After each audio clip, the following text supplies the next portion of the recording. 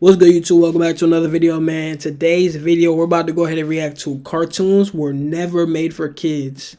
Let's go ahead and see what this one's about.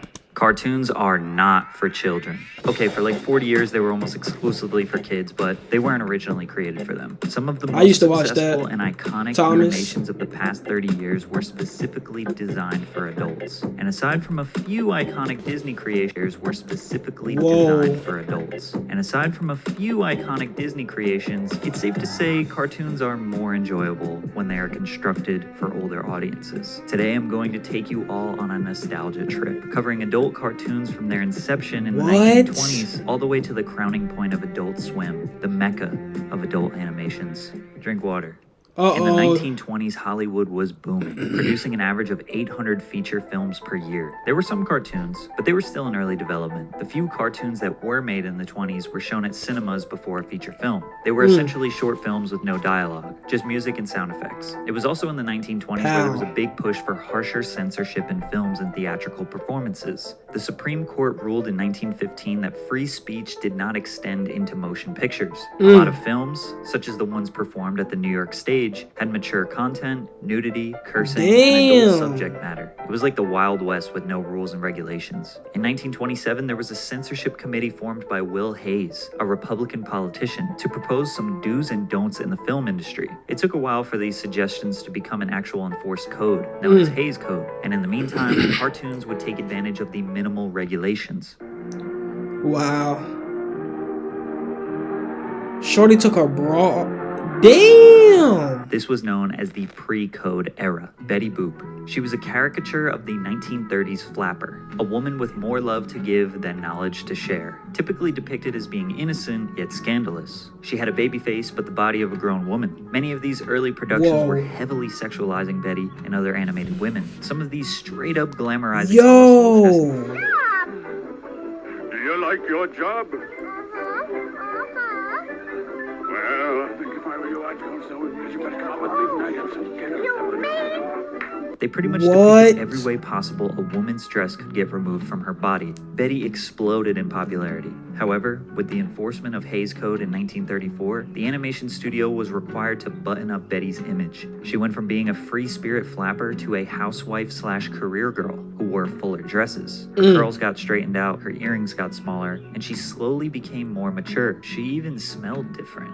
Okay, we don't know how she smelled, but I think we can all agree smelling good is feeling good, which is why Scentbird is a necessary fragrance and fragrance ones progressively throughout the next 60 years, stamping her in cartoon history. Hayes Code seemed to have uninspired animators to make cartoons for adults, because most of their humor at the time revolved around themes that were now banned by the code. So creators had to try and entertain the adult audiences inconspicuously through their children's shows. Animated shorts hit new strides in the 30s, with the creation of Mickey Mouse, Donald Duck, and Snow White. These animations were good enough to captivate audiences for extended periods of time. In the 40s, there was Mickey Mouse, Tom and Jerry, Bambi. They were definitely designed for children, but parents could watch and be entertained. Storylines were basic, most of the humor came from silly faces, characters getting hurt, and just basic tropes that would make kids laugh. In 1949, the first animated television series was launched, called Crusader Rabbit. Gumby in the 50s was a groundbreaking new animation style, but most of the 50s was dominated by the same kid-friendly animations from the 40s. Television sales were exploding in popularity, but animated series were not regularly $200 for the TV. You had experimental 5-minute episodes programmed by various stations at different times. Popeye being one of the more famous ones, and was pretty much adult-targeted, leaning into relatable humor, the best kind. That was a joke. Focused on the working class man and relating to his struggles. Like, wow, the pipe broke on this sink. Oh my god, I hate when that happens. There was a massive shift in the 60s. The birth of Hanna-Barbera Animations. I've never heard of none of these shows. You had the Flintstones, the Jetsons, Pink Panther, Scooby-Doo, Spider-Man, Hulk, so many more. Regularly scheduled cartoons enjoyed by millions, so you don't have to go to the cinema to see animation. There was more variety, better writing, still leaning into the working class man and the modern family, but the colors were brighter, the scenes and animation were more imaginative. TVs in general were more creative. I'm sure these are probably great times too. Were still family friendly, designed for children, yet really enjoyable for adults to watch as well. The 70s was the birth of Nickelodeon. However, the mid-70s to mid-80s would be the weakest era for new cartoons. The 70s were carried by shows shows that were started in the 60s. Critics, whoever they are, say the golden age of animation ended in 1972. Obviously, everyone born in the 70s or later would say that's cap, but many of the most critically acclaimed, financially successful, and culturally significant animated films and cartoons were released from the 20s to the early 70s. However, they had significantly less variety and less competition, so it's a lot easier for those cartoons to have a bigger impact. These old cartoons were considered to be more lifelike, emotionally relatable, and contained valuable lessons. But a lot of adults may argue that cartoons are not a place where they want to learn life lessons, and rather escape into a creative and complex alternate reality. Not to remind them how much their boring life is just like this boring cartoon. To no surprise, cartoon ratings were plummeting, resulting in budget cuts and then the release of low-budget animations that didn't have a lasting impact. The 1980s, you had the birth of the Disney Channel. Shows like The Smurfs, Thomas the Tank Engine, and Alvin and the Chipmunks were hits for children. Alvin and the Chipmunks was out that long? Were catering to their teenage I thought that was something new. A lot more. At this point, for almost 40 years, cartoons were perceived to be for children and almost exclusively designed for children. Like, it started out exclusively for adults, then immediately did a 180 for kids, and was slowly building towards being designed for adults again. Teens were waking up in the morning, eating cereal, watching tunes, and chilling on the couch after school, watching tunes. Yep. Teenage Mutant Ninja Turtles, Transformers, He-Man and the Masters of the Universe, Thundercats, RoboCop. I didn't know Transformers was out this long either. It opened up a lot more opportunities for advanced animation, more action, and more advanced storylines that could be understood, not just ha-ha bonk on the head humor. There were a plethora of new shows being premiered only to be discontinued after a season or so. The scenes were more imaginative and immersive.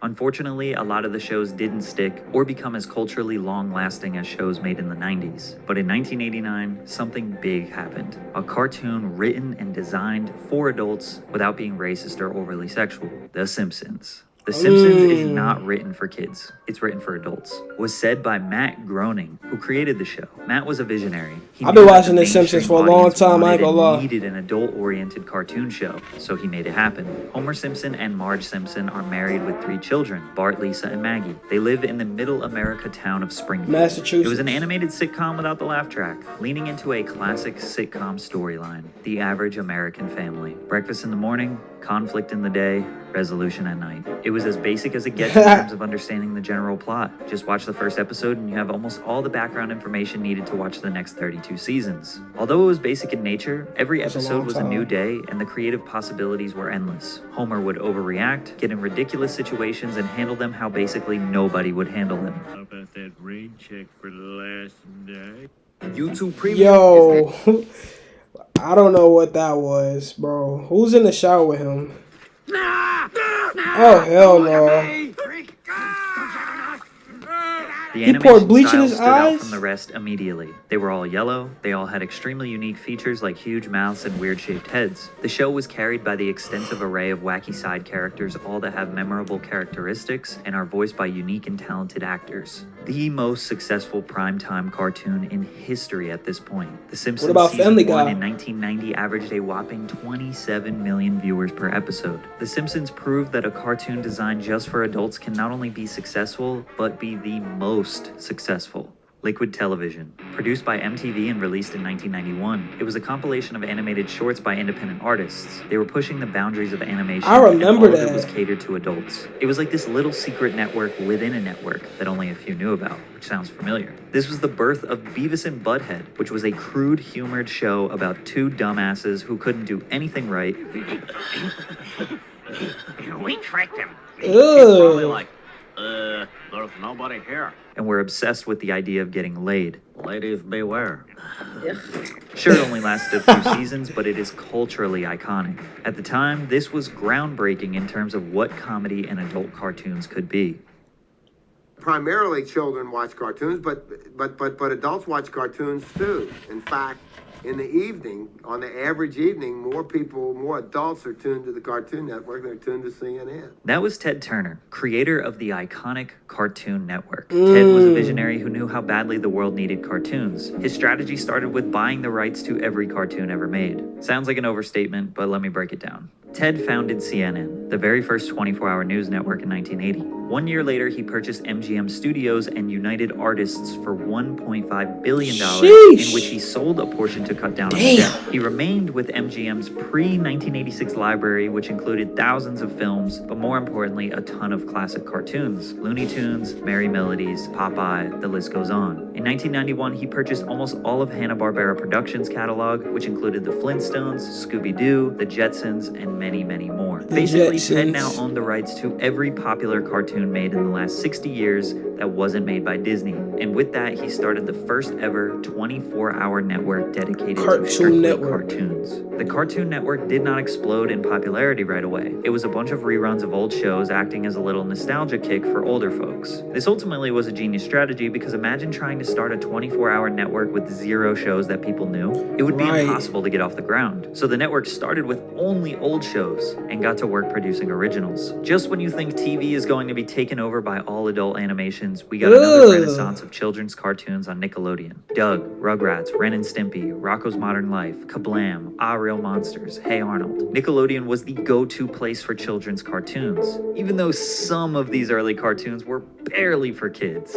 While Disney was producing the perfect imagination land where everything is happy and nice, Nickelodeon was bringing totally original animation styles, grim scenery, and taking creative risks. Cartoon Network slowed down on airing old shows in 1996, and they were ready to roll out their originals. Dexter's Laboratory, Johnny Bravo, Cow and Chicken, Ed and Eddie, Courage the Cowardly Dog. It's safe to say in the 90s, the line between what cartoons are for adults and what cartoons are for children is very blurry. It could be because the censorship that was enforced in the 30s wasn't really challenged for 50 years or so when The Simpsons came out. I'm not saying that the 90s cartoons were edgy, but they were a little darker, more intrepid, more intense, and overall more adult appealing. The 90s in general were a little darker and rebellious towards the 80s, where everything was seen as loud, colorful, and glamorous. Counterculture became cool. I would not want to live in the 1980s. Gangster rap became popular. So cartoons really blended in with the aesthetic of the culture. We are going to be different. So let's be cool and reserved and do exactly the opposite of what the 80s would do. South Park, 1997. The first episode was crass, in-your-face humor. Ike,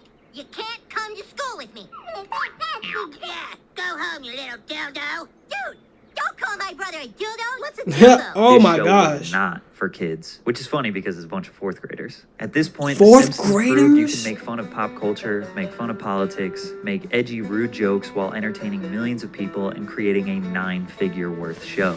South Park is What not the unique fuck? in its use of satirical humor, but it is one of the most effective satires due to its production format. The scripts for episodes are not written before the season begins, but the production of an episode begins on a Thursday with the creators, Matt Stone and Trey Parker, and the show's writers brainstorming ideas for the episode. The script will be written, animated, and voiced for release on Wednesday nights. Just 6 days of work. We work between 100 and 120 hours in a 7-day week to deliver the episodes. This hectic production allows South Park to be in the zeitgeist of pop culture while it is happening. I forgot For about South Park. In the season 4 episode Quintuplets 2000, the show nearly does a 1-to-1 recreation of a famous photo of a U.S. Border Patrol raid during the Elian Gonzalez affair, an event that occurred 4 days before the show aired. The season 7 episode, It's Christmas in Canada, references the discovery and capture of Saddam Hussein, which happened 3 days before the episode aired. Season 12's About Last Night revolves around Barack Obama's presidential victory, which happened less than 24 hours before the episode aired. On the surface, the show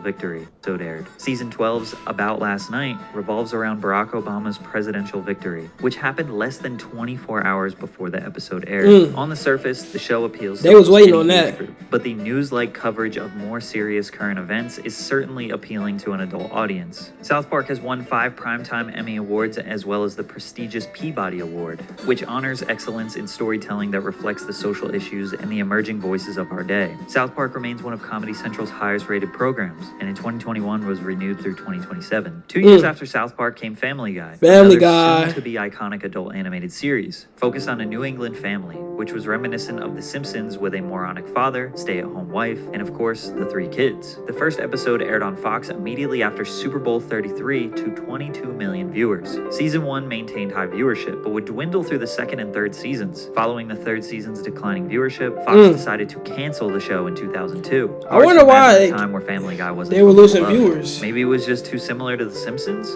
This wasn't the end Probably. of the That's a Griffins. good- yeah, There that's would a be good a savior assumption. coming to their rescue. The 2000s, a new century. This meant change. Changing back into kid-friendly cartoons? again, Nickelodeon started drifting from the grim, dark cartoons to more companionable and kid-friendly with the additions of SpongeBob, Fairly OddParents, The Wild Hey, don't Thornberrys, bring SpongeBob into Rocket this. Power, Jimmy Neutron. They still had Invader Zim, Cat Dog, and Danny Phantom. Disney Channel was even more kid-friendly. Cartoon Network was kind of the place where the cool teenagers indulge, but it was spiraling down pretty fast. The network had a new CEO when the company was merged with Time Warner AOL. New ownership and new leadership will lead to changes. All of their iconic shows like Dexter's Lab, Johnny Bravo, and Courage were getting canceled. They rebranded, launched a few new shows that are beloved today, but weren't necessarily hits at the time. Codename Kid Next Door, Billy and Mandy, Foster's Home for Imaginary Friends. I These remember shows that were a one. little bit softer compared to previous I remember Cartoon both of Network them, originals actually. and were loved by children, but not teenagers and adults. So there was a gap in the market. There wasn't a go-to place where adults could escape into an animated universe and not have to worry about censorship and juvenile. They should have made their own Until channel. 2001 with the birth of Adult Swim, Oh, the yeah. very first animated network designed specifically for adults. Adult Swim. All kids out of the pool. The branding was clever. All kids out of the pool, because now it was time for the adults to have some fun without all the take a childishness. deep dive The shows in. often had a more mature sentiment, coarse language, and sexual innuendos. The Adult Swim programming block launched just 2 nights a week, with one of those being just a repeat of the other. Original series would be aired such as Aqua Teen Hunger Force, The Brat I don't know what Show, that is. Space Ghost Coast to Coast, Sea Lab 2021, and more. Adult Swim kinda had a cheat code to launch the network. Since Ted Turner purchased the Hanna-Barbera catalog in the 90s, they were able to use classic cartoons such as Scooby-Doo and new shows like Harvey Birdman. This may not seem like a big deal, but having the rights to a classic cartoon and being able to tell a new story around those 50-year-old characters is a huge advantage to gaining new viewership. Imagine your dad flipping through the channels and seeing Yogi Bear on the witness stand. He'd be confused but interested to see one of his childhood cartoons be reimagined. Adult Swim could arguably get the credit for introducing Americans to anime, broadcasting popular shows like Cowboy Anime. Bebop and Mobile Suit Gundam. By late 2002, the network was becoming more interested in obtaining the rights to animated series that had been canceled. Again, knowing how hard it is to make new cartoons and get a new audience when you can just capture an already existing audience. One of the first and more notable of these was Futurama, which they obtained the rights to reruns for a reported $10 million. Jim Samples, Cartoon Network's executive VP, said, "Futurama reruns will take our Adult Swim programming to a whole different level." Adult Swim would come to the rescue for another show, which would become a pivotal moment for both the network and the series. Family Guy. 3 seasons that had Family previously Guy. aired on Fox would now have a new home on Adult Swim. The president of Fox tried They were on selling multiple Family channels, Guy, though. but nobody wanted it. We ended up giving them to Cartoon Network basically for free. In 2003, it became the block's top-rated program. The Griffins boosted the viewership of Adult Swim and Cartoon Network as a whole by 239%. The Sheesh. same week Family Guy aired on Adult Swim, Fox released the first 2 seasons on DVD. 400,000 copies within a month were sold. The reruns and DVDs were so successful that Fox ordered 35 new episodes of Family Guy in 2004. Adult Swim officially brought the show back from the dead. With a massive increase in viewership, the Adult Swim block was expanded from 2 to 5 nights a week. Adult cartoons were about to take over. 2005 to 2015 would arguably be the peak of Adult Swim. Futurama and Family Guy were bringing in the consistent new viewers who were slowly and surely getting into the network's originals such as Venture Bros and Aqua Teen Hunger Force. Man, you gotta check this out. Oh, yeah, baby. That's a neat car she's washing. You think that's a straight 6? I think I have a straight 6. Ooh, your sexual innuendo is priceless. Iconic long-running shows like Robot Chicken and the Boondocks would be introduced. I tried. Sorry, honey, sorry. I just gotta crap like a bastard. I can't wait. Ah! Syndicated Bro, classics, what? King of the Hill, and American Dad are running. Not do. Yeah. How could you do this to me, Puff Puff? Is that a In rat? 2007, they would expand their programming to 7 nights a week, even branching out of animation with the Tim and Eric Awesome Show, the Eric Andre Show, Loader Squad. Although its popularity was at an all-time high, Adult Swim still felt like this dark corner of TV that only people with a secret password were allowed to watch. These were shows you escape into when you're alone at night and with all the lights off, not with the whole family in the living room. You built Sure. relationships with the characters and became emotionally invested. If you were young, you didn't want your parents to find out what you were watching. Adult Swim gave up-and-coming creators a chance to display their animations to the masses. They embraced underground hip-hop and lo-fi. That's good though. which at the time had very little representation. They were also known for their iconic bumps, which were 5 to 10 second segments after the show and before commercials. Also after the commercials and before the show. These bumps took away an extra commercial or two to provide a nice transition for the viewer. I wouldn't be Most mad at networks would that. just run another commercial for the bag. They were designed to be relaxing, usually accompanied with a creative or funny visual and calm music. The black screen with white text became the most iconic bump style. In 2021, people were creating their own Adult Swim bumps on TikTok, and it was probably the best trend I've ever seen on that app. Adult Swim wasn't this roaring financial beast like Nickelodeon or Disney Channel or even its host Cartoon Network, but they were creating culture and satisfying a market that was so desperately in need of something beyond Family Guy and The Simpsons. Cartoon Network had a second boom in the 2010s with Adventure Time, Regular Show, and The Amazing World of Gumball, while Disney and Nick were hanging on for dear life. However, Adult Swim would get blessed with the introduction of Rick and Morty in 2013. Rick and Morty Rick and follows Rick Morty. Sanchez, a cynical mad scientist, and his timid grandson Morty. These two split their time between a complicated home life and interdimensional space travel.